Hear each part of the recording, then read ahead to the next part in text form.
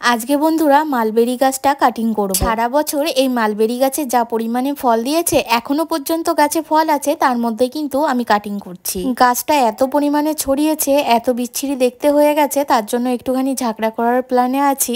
বর্ষাকাল যেহেতু, এখন কাটিং করলে ফলটাও একটু কম আছে, আর কয়েকটা দিন পরে কিন্তু আরো বেশি ফল থাকবে, তাও কিন্তু আবার বড় বড়।